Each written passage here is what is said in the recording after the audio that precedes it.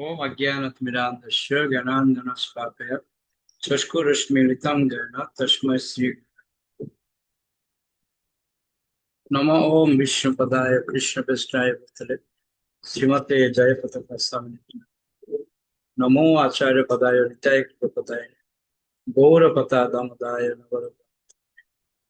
नमः ओम विष्णुपदाय कृष्णपृष्ठाय भूतले श्रीमते भक्तिवेदांत स्वामी नमस्ते सरस्वती देवी गौरवाणी प्रचारिणे निर्विशेष शून्यवादी पाश्चात्य देशतारिणे पूर्वे गौरचन्द्राय राधिकाय तदालय कृष्णाय कृष्णभक्ताय तद्भक्ताय हरे কৃষ্ণ। কে বলতে চান? উজ্জ্বল বর্ণ প্রভু, শুরু করুন। হরে কৃষ্ণ প্রভু, প্রণাম। আমরা আমাদের এই সংস্থাটির নাম দেব ইসকন। কৌতুকের হাসি হাসতে হাসতে প্রভুপাদ প্রথম সেই সংস্থার আদ্যাক্ষর দ্বারা গঠিত নামটি ঘোষণা করেন। সেই বছর বসন্তকালে বাউরিতে থাকার সময় প্রভুপাদ সেই সংস্থা গঠনে আইন সংক্রান্ত কাজগুলি করতে শুরু করেন, কিন্তু তার আগেই তিনি international society for Krishna consciousness সম্বন্ধে কথা বলতেন এবং ভারতে লেখা তার চিঠিতে এবং দ্য ভিলেজ ভয়েস পত্রিকায় প্রকাশিত প্রবন্ধে তার উল্লেখ পাওয়া যায়। একজন শুভাকাঙ্ক্ষী প্রস্তাব করেছিলেন যে নামটি যদি international society for god consciousness রাখা হয় তাহলে পাশ্চাত্য দেশের লোকদের সেটি বুঝতে সুবিধা হবে, কিন্তু প্রভুপাদ জোর দিয়ে বলেছিলেন কৃষ্ণ কনসাসনেস। গড কথাটি খুব অস্পষ্ট, কিন্তু কৃষ্ণ কথা নামটি সুস্পষ্ট। আপনি কোথা থেকে পড়ছেন? এবং আন্তর্জাতিক কৃষকের সঙ্গে 7টি উদ্দেশ্য, ওখান থেকে পড়বেন। হ্যাঁ, ক থেকে শুরু হবে। এতটা তো অনেক আগে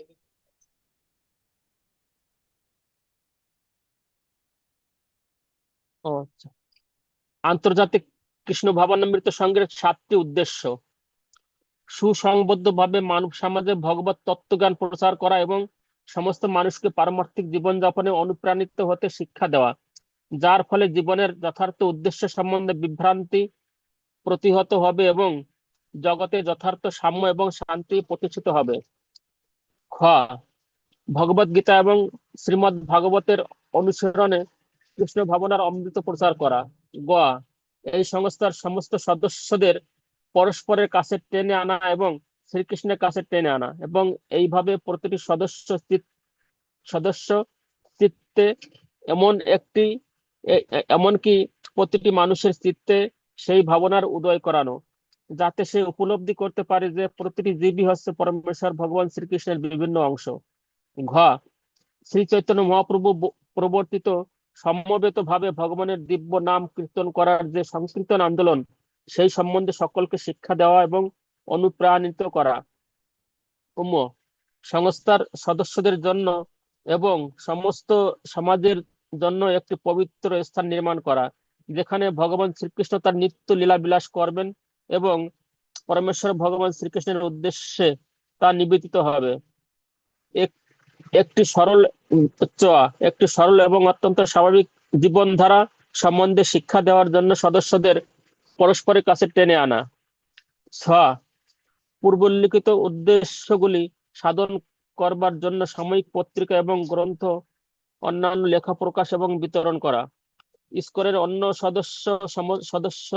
সমস্ত সদস্যরা সেই সংস্থার উদ্দেশ্য সম্বন্ধে কি মনে করেছিল তা দিয়ে কিছু আসে যায় না, কিন্তু প্রভুপাদ সেগুলিকে এক আসন্ন বাস্তব রূপে দর্শন করেছিলেন। 1965 সালে ম্যানহাটনের এক পার্কে প্রভুপাদের সঙ্গে আলোচনা করার কথা স্মরণ করে পাতাল রেলের কন্ডাক্টর মিস্টার রুবেন বলেছিলেন, তিনি জানতেন যে ভগবানের ভক্ত সমাবেশ পূর্ণ অনেক মন্দির তার হবে। তিনি বলেছিলেন, আমার মন্দির এবং গ্রন্থ রয়েছে, কিন্তু কাল সেগুলি থেকে আমাদের পৃথক করে রেখেছে। স্বামীজির স্বপ্নের কোন বাস্তব রূপ সেই স্বাক্ষরকারীরা অবশ্যই তখন দেখতে পায়নি।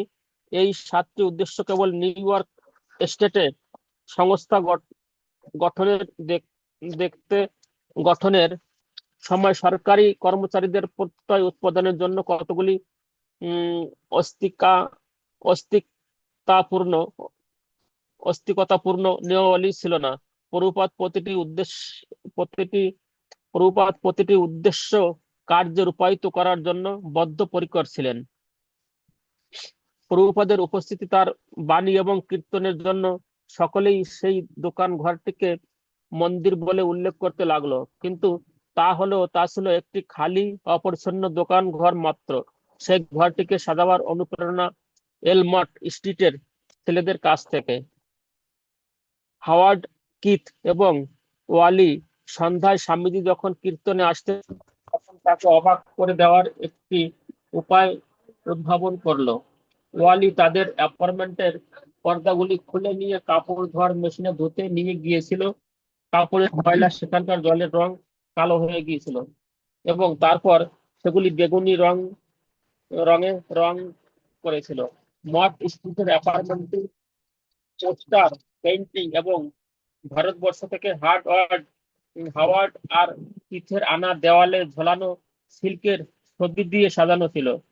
ছেলেরা তাদের ছবিগুলি, পর্দা, ধূপদানি এবং অন্যান্য সমস্ত জিনিসগুলি একত্রিত করে বেগুনি রঙে রাঙানো পর্দাগুলি সহ দোকান ঘরটা গিয়ে তাদের সাজানোর কাজ শুরু করেছিল। দোকান ঘরটায় তারা প্রভুপাদের বসবার জন্য একটি কাঠের মঞ্চ তৈরি করলো এবং পুরনো ভেলভেট দিয়ে সেটি মুড়ে দিল। মঞ্চের পিছনে উঠানোর দিকে দুটো জানালার মাঝখানের দেওয়ালে তারা সেই বেগুনি পর্দাগুলি টাঙালো এবং তার দুপাশে কমলা রঙের দুটি পর্দা ঝুলিয়ে দিল। স্বামীজির আসনের ঠিক উপরে একটি কমলা রঙের প্যানেলে চক্রাকার ক্যানভাসে জেমস গ্রিসের আঁকা একটি রাধা কৃষ্ণের ছবি তারা টাঙিয়ে দিল। প্রভুপাদ নিজেই জেমসকে তার শ্রীমদ্ ভাগবতের মলাটের উপর ভারতীয় ধারায় আঁকা একটি ড্রয়িং দিয়ে সেই ছবি আঁকার কাজ বহাল করেছিলেন। ছবিতে রাধাকৃষ্ণের আকৃতিটি একটু দুর্বোধ্য ছিল, কিন্তু লোয়ার ইস্ট সাইডে যে সমস্ত চিত্র সমালোচক সেই দোকান ঘরটায় আসতো তারা সেটিকে একটি অপূর্ব অবদান বলে প্রশংসা করেছিল। ভারতবর্ষ থেকে আনা ছবি এবং প্রিন্টগুলি প্রভুপাদ অনুমোদন করবেন কি না সেই সম্বন্ধে কিথ এবং হাওয়ার্ডের মনে যথেষ্ট সংশয় ছিল। তাই সেগুলি প্রভুপাদের আসন থেকে দূরে রাস্তার দিকে দেওয়ালে টাঙ্গিয়েছিল। প্রিন্টগুলির একটি ছিল ভারতবর্ষের সুপরিচিত একটি ছবি, হনুমান আকাশপথে একটি পাহাড় বহন করে শ্রী রামচন্দ্রের কাছে নিয়ে যাচ্ছেন। হনুমান যে কি ধরনের জীব সেই সম্বন্ধে সেই ছেলেদের কোনো ধারণা ছিল না। তার উপরে ঠোঁটের আকৃতি দেখে তারা মনে করেছিল হয়তো সে ছিল একটি বিড়াল। আর একটি ছবি ছিল 6 হাত বিশিষ্ট একজন পুরুষের, তার সবুজ রঙে রাঙানো দুটি হাতে ছিল তীর ধনুক আর দুটি হাতে ছিল বাঁশি এবং বাকি দুটি সোনালী হাতে দণ্ড এবং কমণ্ডলু। বিকেলের মধ্যে তারা বসবার মঞ্চটিকে কাপড় দিয়ে মুড়ে ফেললো, পর্দা টাঙালো, সিল্ক এবং প্রিন্টগুলি দেওয়ালে টাঙিয়ে ফেললো এবং পেন্টিংও ঝোলালো। তারপর তারা সেই মঞ্চটিকে ফুল এবং মোমবাতি দিয়ে সাজালো। স্বামীজি বসবার জন্য একটি বালিশ এবং চেয়ারের পিছনে হেলান দেওয়ার মলিন একটা কুশন খুলে নিয়ে এলো। মঠ স্ট্রিটের সোমবার ছাড়া রবার্ট নেলসন শহরতলিতে তার পিতামহের গ্যারেজে রাখা কার্পেট গুলি থেকে একটি কার্পেট নিয়ে এলো। এমনকি দুজন হিপি, রেফাল এবং ডন, যারা কেবল বিনা পয়সায় খাদ্য এবং ঘুমাবার জায়গা পেতে আগ্রহী, তারাও সেই সাজানোর কাজে যোগ দিয়েছিল। এর রহস্যটি বেশ ভালোভাবেই গোপন রাখা হয়েছিল এবং সকলে প্রতীক্ষা করেছিল স্বামীজির মনে কি প্রতিক্রিয়া হয় তা দেখবার জন্য। সেই রাত্রে যখন তিনি কীর্তন শুরু করার জন্য এলেন তখন নতুন করে সাজানো মন্দিরটি তিনি দেখলেন, এমনকি সেখানে ধূপও জ্বলছিল এবং খুশিতে তার ভ্রূগুলি নেচে উঠেছিল। ঘরের চারিদিকে তাকিয়ে আন্তরিকভাবে হেসে তিনি বলেছিলেন, তোমাদের উন্নতি হচ্ছে। হ্যাঁ, এটি হচ্ছে কৃষ্ণ ভক্তি। আচমকা তাকে আনন্দ দিতে পারাটাই যেন তাদের সেই ঐকান্তিক পরিশ্রমের পুরস্কার ছিল। তারপর তিনি সেই মঞ্চের উপরে উঠলেন, আর ছেলেরা রুদ্ধশ্বাসে আশা করতে লাগলেন যে সেটি যেন ভেঙে না পড়ে। উনি সেখানে বসলেন এবং ভক্ত ও ভক্তের শয্যা বিন্যাস দেখতে লাগলেন। ওকে ওকে ওকে, দেখুন কাকে বলে সেবা। দীপ্তি এরা জানে না বুঝে না কিছু, কিভাবে প্রভুপাদকে খুশি করবে সেই চিন্তা করেছে। উৎসাহ পাওয়া উচিত। প্রভুপাদ কি উত্তর দিল? যে খুশি করার জন্য যেটা করবে সেটাই হচ্ছে সেবা। ওকে, মালিনী মাতাজি করুন। হরে কৃষ্ণ প্রভু প্রণাম। তারা তাকে খুশি করতে পেরেছে, কিন্তু এইবার তিনি এক চরম গম্ভীর ভাব ধারণ করলেন, এবং যদিও তারা জানতো যে তিনি হচ্ছেন সেই একই স্বামীজি, তাদের চাপা হাসি তাদের গলায় আটকে গেল, এবং খুশিতে পরস্পরের দিকে চাওয়াচাই হঠাৎ অনিশ্চয়তা ও হতবুদ্ধিতায় পর্যবসিত হলো।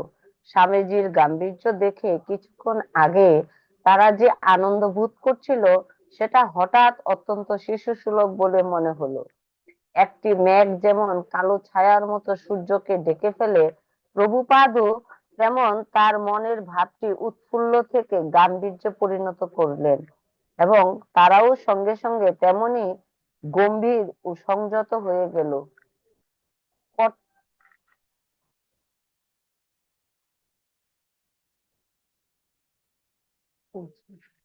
করতাল জোড়া তুলে নিয়ে তিনি আবার প্রশংসার হাসি হাসলেন। তাদের হৃদয় আবার খুশিতে ভরে গেল। মন্দিরটি তখনও একটি ছোট্ট দোকানঘর, যেখানে অনেকগুলি আরশোলা ছিল, আর মেঝেটা একদিকে কাত হয়ে পড়েছিল, আর সেখানে আলো ছিল অত্যন্ত নিষ্প্রভ। কিন্তু যেহেতু ভারত থেকে আনা এমন অনেক জিনিস দিয়ে ঘরটি সাজানো হয়েছিল, সেই জন্য তার পরিবেশটি ছিল খাঁটি ভারতীয়। বিশেষ করে মঞ্চের উপর স্বামীজির উপস্থিতিটা নতুন আগন্তুকেরা ভেতরে ঢুকে মনে করত তারা যেন হঠাৎ একটি ছোট ভারতীয় মন্দিরে এসে পৌঁছেছে। প্রভুপাদ তার অনুগামীদের দিকে তাকালেন। তারা যে তাকে একটি সম্মানের আসন দিয়েছে এবং সেই দোকান ঘরে শ্রীকৃষ্ণের মন্দিরটি সাজাবার চেষ্টা করেছে, তা তার হৃদয় স্পর্শ করেছিল। শ্রীকৃষ্ণের উদ্দেশ্যে ভক্তের নিবেদন তার কাছে নতুন নয়, কিন্তু এটি একটি নতুন অভিজ্ঞতা। এই ভয়ঙ্কর স্থান নিউ ইয়র্কে ভক্তিলতার বীজ বর্ধিত হচ্ছে। সেই অঙ্কুরের মালি হিসাবে স্বাভাবিকভাবেই শ্রীকৃষ্ণের কৃপায় এই নির্দেশ তার হৃদয় স্পর্শ করেছিল। দেয়ালে টাঙানো ছবিগুলির দিকে তাকিয়ে তিনি বললেন, কাল এসে আমি এই ছবিগুলি দেখব এবং তোমাদের বলবো তার মধ্যে কোনগুলি এখানে রাখার উপযুক্ত। পরের দিন প্রভুপাদ সেই টাঙানো নতুন ছবিগুলো মূল্যায়ন করতে এলেন। জল রঙে আঁকা বাঁধানো একটি ছবি ছিল। একটি লোক ঢোলক বাজাচ্ছে, একটি মেয়ে নাচছে। প্রভুপাদ বললেন, এটি ঠিক আছে। কিন্তু আরেকটি মেয়ে একটি ছবি ছিল, খুব সাধারণ, চটকদার, এবং তিনি বললেন, না, এই ছবিটি নয়। তিনি মন্দিরের পেছন দিকে হেঁটে গেলেন, আর হাওয়ার্ড, কিথ এবং ওয়ালি উৎকণ্ঠিত ভাবে তাকে অনুসরণ করতে লাগলো। তিনি যখন 6 হাত বিশিষ্ট একজন মানুষের ছবির কাছে এলেন, তখন তিনি বললেন, ও, এটি খুব ভালো। ওয়ালি জিজ্ঞেস করলো, এটি কি? ইনি হচ্ছেন শ্রী চৈতন্য মহাপ্রভু। প্রভুপাদ উত্তর দিলেন, ওর 6টি হাত কেন? কেননা তিনি দেখিয়েছিলেন যে তিনি হচ্ছেন শ্রী রামচন্দ্র এবং শ্রীকৃষ্ণ। এগুলি হচ্ছে শ্রী রামচন্দ্রের হাত, আর এগুলি হচ্ছে শ্রীকৃষ্ণের হাত। অন্য হাত দুটি কি? জিজ্ঞাসা করলো। এগুলি হচ্ছে একজন সন্ন্যাসীর হাত। এক হাতে দণ্ড এবং অন্য হাতে কমণ্ডলু। তিনি পরবর্তী ছবিতে গেলেন, এটিও খুব ভালো। ইনিকে হাওয়ার্ড জিজ্ঞেস করলো, ইনি হচ্ছেন হনুমান, ও কি একটি বিড়াল? প্রভুপাদ উত্তর দিলেন, না, উনি হচ্ছেন এক বানর। রামায়ণে মহাবীর এবং শ্রীরামচন্দ্রের বিশ্বস্ত ভক্ত রূপে হনুমানের মহিমা কীর্তন করা হয়েছে। অসংখ্য ভারতীয় ভগবানের অবতার শ্রীরামচন্দ্র ও এবং তার ভক্ত হনুমানের পূজা করে থাকে, যার কার্যকলাপ থিয়েটার, সিনেমা, শিল্পকলা এবং মন্দিরের পূজার চিরকাল প্রদর্শিত হয়ে থাকে। হনুমানকে না জানার ব্যাপারে মঠ স্ট্রিটের ছেলেরা সম্ভ্রান্ত এলাকায় বৃদ্ধ মহিলাদের চেয়ে কম অজ্ঞ ছিল না। যাদের প্রভুপাদ জিজ্ঞেস করেছিলেন তারা শ্রীকৃষ্ণের ছবি দেখেছেন কিনা, তখন তারা বুকার মতো তার মুখের দিকে তাকিয়েছিল। লোয়ার ইস্ট সাইডের অতীন্দ্রিয়বাদীরা হনুমান আর বিড়ালের মধ্যে পার্থক্য নিরূপণ করতে পারেনি এবং চরস খাওয়ার জন্য ভারতে গিয়ে শ্রী চৈতন্য মহাপ্রভুর একটি ছবি নিয়ে এসেছিল, যদিও সেই ছবির বিষয় সম্বন্ধে তাদের কোনো ধারণাই ছিল না। তবু সেই ছেলেগুলি এবং নিউ ইয়র্ক সম্ভ্রান্ত অঞ্চলের মহিলাদের মধ্যে একটি পার্থক্য ছিল। সেই ছেলেরা স্বামীজির সেবা করছিল এবং হরে কৃষ্ণ মহামন্ত্র মন্ত্র কীর্তন করছিল। তারা জড়জাগতিক জীবন ও কর্মের পুরস্কার স্বরূপ অর্থ লাভ এই পারস্পর্য সুলভ মধ্যবিত্ত সমাজে ইস্তফা দিয়েছিল। স্বামীজির দেওয়া কৃষ্ণ ভাবনার অমৃত আস্বাদনের প্রতিশ্রুতিতে তাদের হৃদয় ভরে উঠেছিল এবং তারা অনুভব করছিল যে তার ব্যক্তিগত সংসর্গে এমন একটা কিছু রয়েছে যা অত্যন্ত মহিমান্বিত। বাউরির সেই ছন্ন ছাড়া মাতালটির মতোই লোয়ার ইস্ট সাইডের ছেলেদের মনোবৃত্তিও খুব একটা স্বাভাবিক ছিল না। কিন্তু তবু প্রভুপাদ সবসময় মনে করতেন যে তার হৃদয় পরমাত্মা রূপে বিরাজ করে শ্রীকৃষ্ণ তার পথ প্রদর্শন করছিলেন। প্রভুপাদ জানতেন যে শ্রীকৃষ্ণকে স্মরণ করার ফলে ও তার নাম কীর্তন করার ফলে তাদের চিত্তবৃত্তির পরিবর্তন হবে। 1966 সালের গ্রীষ্মকাল ক্রমে আগস্ট মাস গড়িয়ে গেল। প্রভুপাদের স্বাস্থ্য অক্ষুণ্ণই রইল। তার কাছে সেই দিনগুলি ছিল বড় সুখের দিন। নিউ ইয়র্ক বাসীরা সেই গ্রীষ্মের আকস্মিক তাপ প্রবাহের জন্য অতিষ্ঠ হয়ে উঠেছিল, কিন্তু বৃন্দাবনের প্রচন্ড গরমে অভ্যস্ত শ্রীল প্রভুপাদের তাতে কোনো অসুবিধা হলো না। তিনি বলতেন, এটি ভারতবর্ষের মতো। তিনি জামা না পরে কেবল গায়ে উত্তরীয় জড়িয়ে খুব স্বচ্ছন্দে চলাফেরা করতেন। তিনি মনে করছিলেন যে আমেরিকাতে তার কেবল আলু সিদ্ধ খেয়ে থাকতে হবে, কারণ সেখানে মন্দির পাঠের পর প্রশ্ন উত্তরের মতোই ছিল। ছেলেরা ঐকান্তিক ভাবে তাকে অনুসরণ করত।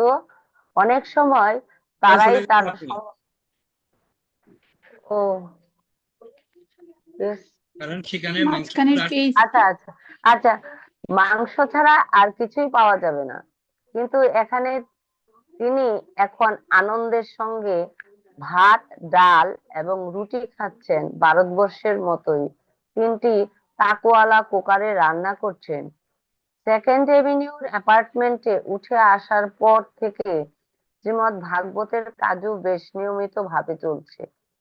আর স্বয়ং শ্রীকৃষ্ণ এইসব অকৃত্রিম ছেলের দল জুটিয়ে দিয়েছেন, যারা রান্না করছে, টাইপ করছে, নিয়মিত ভাবে তার ভাষণ শুনছে, হরে কৃষ্ণ মহামন্ত্র কীর্তন করছে এবং আরো বেশ কিছু করবার জন্য উৎসাহ প্রদর্শন করছে। প্রভুপাদ তখনও ছিলেন একজন নিঃসঙ্গ ওকে ওকে প্রচারক। ওকে ওকে ওকে হরে কৃষ্ণ প্রভু, প্রণাম। আমার একটু হাসি পাচ্ছে ওরা যে 6টা হাত ওরা যে ফটো দেখেছে তো, ওরা বলে, এটা কি আশ্চর্য জিনিস একটা হতে পারে মনে হয়। ভারতে বেড়াতে এসে ওরা দেখছে 2 হাত ওরা মানুষ দেখেছি, 4 হাত হতে পারে, 6 হাত ওরা মানুষ, এটা আবার কি? ওদের 6টা হাত দেখে ওরা ফটোটাকে নিয়েছে, মনে হয় কিছু একটা হবে। ওরা যে মহাপ্রভুর ছবি এসব জেনে নেয়নি। আর হনুমানটাকে বিড়াল মনে করছে, ভাবুন কিরকম ছিল ওরা। প্রভুপাদ তাদের কি কি বানিয়েছে, মানে একটু ভাবলে মানে তো আশ্চর্য লাগে, কিরকম পরিবেশ থেকে তাদের কিরকম নিয়ে আসছে। আর তাদের মনোভাবটা কিরকম, প্রভুপাদকে খুশি করার জন্য কারো কারখানাতে কার্পেট খুলে নিয়ে আসছে, কারো কারো দরজার পর্দা খুলে নিয়ে আসছে। এরা প্রভুপাদে কিভাবে হবে না খারাপ হবে, যে প্রভুপাদকে খুশি করে তাদের একটাই ইচ্ছা, প্রভুপাদকে খুশি করার জন্য। প্রভুপাদ খুশি হবে তো, খুশি হবে তো। প্রভুপাদ নিচে বসে ক্লাস দিচ্ছে, যে তার জন্য বসাটা একটু উঁচু করে দিল। এই যে সেবার একটা মনোভাব, এটা আমাদের জন্য অনেক বড় একটা শিক্ষণীয় বিষয়।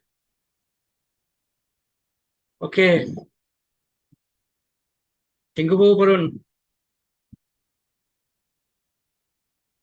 হরে কৃষ্ণ বাবু, প্রভুপাদ তখনও ছিলেন একজন নিঃসঙ্গ প্রচারক এবং শ্রীকৃষ্ণের বাণী প্রচার করার জন্য তিনি যে কোনো জায়গায় থাকতে ও যেতে প্রস্তুত। শ্রীকৃষ্ণের সঙ্গে ঘনিষ্ঠ সম্পর্কযুক্ত হয়ে তিনি তার বই লিখে যাচ্ছিলেন। দোকান ঘরের ছেলেদের উপর তাকে কোনো কিছুর জন্যই নির্ভর করতে হতো না। এখন তিনি আন্তর্জাতিক কৃষ্ণ ভবনামিত সংঘকে তার পারমার্থিক সন্তান রূপে গ্রহণ করেছেন। অনুসন্ধিৎসু সমস্ত যুবকেরা, যাদের কেউ কেউ প্রায় 1 মাস ধরে নিয়মিতভাবে হরে কৃষ্ণ মহামন্ত্র জপ করছে, তারা ছিল নতুন হাঁটতে শেখা শিশুর মতো। তাদের পথ প্রদর্শন করার দায়িত্ব তিনি সম্যকভাবে উপলব্ধি করতেন। তার উপর তাদের সকলের এই আস্থা ছিল যে তিনি তাদের পারমার্থিক জীবনের দিকে এগিয়ে নিয়ে যাবেন। তারা তাকে তাদের গুরু বলে মান্য করতে শুরু করেছিল, যদিও তারা সরাসরিভাবে ভারতবর্ষের ব্রাহ্মণ এবং বৈষ্ণবদের মতো বহুমুখী নিয়মকানুন মেনে চলতে তখনও সক্ষম হয়ে ওঠেনি। তবু তিনি আশা ছাড়েননি। রূপ গোস্বামীর মতে সবচাইতে গুরুত্বপূর্ণ নীতি হচ্ছে, যেভাবেই হোক না কেন কৃষ্ণ ভাবনায় ভাবিত হতে হবে।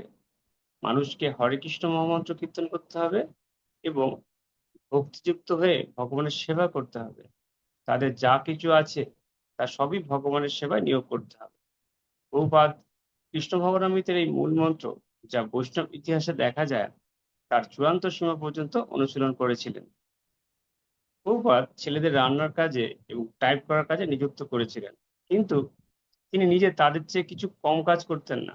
বরং বলা যায়, আগন্তুকদের মধ্যে যদি একজন আন্তরিকভাবে সেবা করার ইচ্ছা নিয়ে আসতো, তাহলে 100 জন আসতো সেবা করার জন্য নয়, প্রতিদ্বন্দ্বিতা করার জন্য।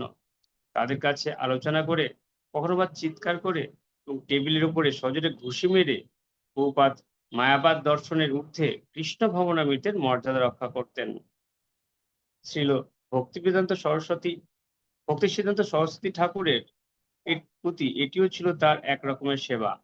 তিনি অবসর গ্রহণ করবার জন্য আমেরিকায় আসেননি।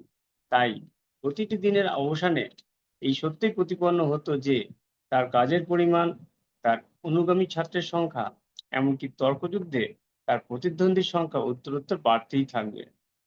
তিনি কতটুকু করতে পারবেন সেটি শ্রীকৃষ্ণের ইচ্ছা। তিনি বলতেন, আমি একজন বৃদ্ধ, আমি যে কোনো মুহূর্তে এখান থেকে চলে যেতে পারি, কিন্তু তাকে যদি এখন চলে যেতে হয়, তাহলে কৃষ্ণ ভবনামৃতকেও অবশ্যই চলে যেতে হবে, কারণ তাকে ছাড়া কৃষ্ণ ভবনামৃত সঙ্গের কোনো অস্তিত্বই নেই। কীর্তন করতে করতে ভাবাবেশে মগ্ন হয়ে তার শরীর অল্প অল্প দুলছে। তার অ্যাপার্টমেন্ট থেকে বেরিয়ে উঠোন ধরে হেঁটে গিয়ে তিনি মন্দিরে ঢুকছেন, অথবা মন্দির থেকে অ্যাপার্টমেন্টে যাচ্ছেন, কিংবা ঘন্টার পর ঘন্টা ধরে মৃদু হেসে কৃষ্ণ ভবনামৃতের দর্শন আলোচনা করছেন। নিউ ইয়র্কের লোয়ার ইস্ট সাইডে কৃষ্ণ ভবনামৃতের ক্ষুদ্র ভঙ্গুর নিয়ন্ত্রিত পরিবেশে তিনিই হচ্ছেন কৃষ্ণ ভবনামৃতের একমাত্র ধারক ও বাহক। প্রভুপাদ তার অ্যাপার্টমেন্টের পেছন দিকের ঘরটায় একলাই থাকতেন। বিশেষ করে খুব ভোরে 2টো থেকে 4টে পর্যন্ত, যখন অন্য সকলে গভীর নিদ্রায় মগ্ন থাকতো। সকালের সেই সময়টা যখন চারিদিক নিস্তব্ধ থাকত, তখন শ্রীকৃষ্ণের সঙ্গে ঘনিষ্ঠভাবে যুক্ত হয়ে তিনি একলা তার ঘরে বসে কাজ করতেন। তিনি মেঝের উপর আসন করে বসতেন। সামনে থাকতো সেই ট্রাঙ্কটি, যেটিকে তিনি একটি ডেস্ক রূপে ব্যবহার করতেন। শ্রীমদ্ ভাগবতের অনুবাদ এবং তাৎপর্য টাইপ করে তিনি তখন শ্রীকৃষ্ণের আরাধনা করতেন। পিছনের এই ঘরটি লোকজনদের সঙ্গে সাক্ষাৎ করার জন্য ব্যবহার করা হতো, এবং কেউ যখন স্বামীজির দরজায় উপস্থিত হয়ে পড়ানার্ত, তখন সে সোজা স্বামীজির সেই ঘরটিতে গিয়ে মুখোমুখি বসে কথা বলতে পারত। দিনের যে কোনো সময় বহুপাদ তার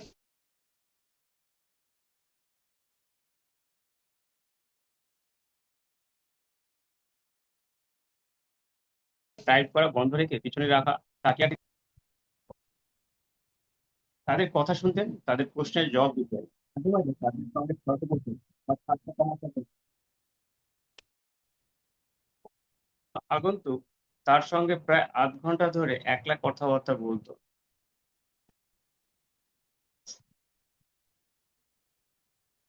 তারপর হয়তো কেউ এসে দরজায় কড়া নাড়ত, এবং স্বামীজি সেই নবাগত আগন্তুককে তাদের আলাপ আলোচনায় যোগ দিতে আহ্বান করতেন। নবাগতের আগমনে অন্যরা বিদায় নিত, কিন্তু স্বামীজি নিরবিচ্ছিন্নভাবে কথা বললে চলতেন। সাধারণত এই সাক্ষাৎকারগুলি ছিল লৌকিক। আগন্তুকরা নানা রকম দার্শনিক প্রশ্ন করতেন এবং তার উত্তর দিতেন। সেই উত্তরগুলি সাধারণত মন্দিরে পাঠের পরে প্রশ্নোত্তরের মতোই ছিল। ছেলেরা ঐকান্তিকভাবে তাকে অনুসরণ করত। অনেক সময় তারাই তার সমস্ত বিষয়টা অধিকার করে বসত। বিশেষ করে মঙ্গল, বৃহস্পতি, শনি এবং রবিবার রাত্রে, যেদিন সন্ধ্যাবেলায় মন্দিরে বক্তৃতার পালা থাকতো না, প্রায় তারা তাকে নানা রকম ব্যক্তিগত প্রশ্ন জিজ্ঞাসা করত। তিনি যখন প্রথম নিউ ইয়র্কে আসেন, তখন তার কি রকম মনে হয়েছিল? ভারতবর্ষ কেমন? সেখানেও কি তার শিষ্য রয়েছে? তার পরিবারের অন্য সমস্ত লোকেরাও কি কৃষ্ণ ভক্ত? তার গুরুদেব কেমন ছিলেন? আর তখন প্রভুপাদ অন্য রকম ভাবে কথা বলতেন, আরো শান্ত, আরো অন্তরঙ্গ এবং আরো কৌতুকপূর্ণ ভাবে। একদিন রাত্রে তিনি বলেছিলেন কিভাবে তার গুরুদেবের সঙ্গে তার প্রথম দেখা হয়। তিনি বলেছিলেন কিভাবে তিনি তার নিজের রসায়নের ব্যবসা শুরু করেছিলেন এবং অবশেষে 1959 সালে গৃহত্যাগ করে সন্ন্যাস গ্রহণ করেন। ছেলেরা আগ্রহ ভরে তার কথা শুনত, কিন্তু প্রভুপাদের বর্ণিত সেই বিষয় সম্বন্ধে তারা এতই অজ্ঞ ছিল যে মৃদঙ্গ বা সন্ন্যাস ইত্যাদি শব্দগুলি উল্লেখ হলেই তারা তার অর্থ জিজ্ঞাসা করত, এবং তিনিও উৎসাহ ভরে সেই শব্দগুলির অর্থ বিশ্লেষণ করতে গিয়ে ভারতের জীবনধারা, ভারতের বাদ্যযন্ত্র, ভারতের রান্না করার মশলা, এমনকি ভারতীয় মহিলাদের সম্বন্ধে বিশদভাবে বর্ণনা করতেন। আর যে বিষয়ের কথাই তিনি বলতেন, পরিণামে তাতে শাস্ত্রের আলোকপাত করতেন। এই ধরনের কথাবার্তায় তিনি কোনো কার্পণ্য করতেন না। দিনের পর দিন যথার্থ উৎসুক শ্রোতাদের তিনি উজাড় করে তা দান করতেন। ওকে দ্বিপ্রহরে ওকে ঘরটি